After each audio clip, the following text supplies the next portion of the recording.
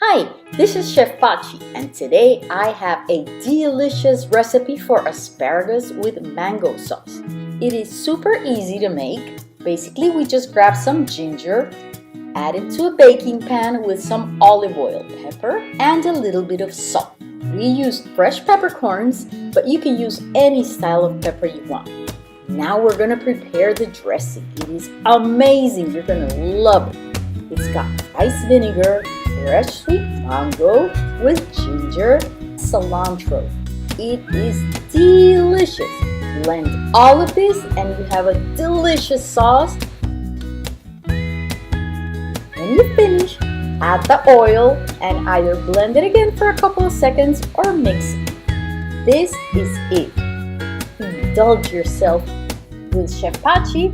Enjoy delicious food, amazing mood. Check out the full recipe on YouTube.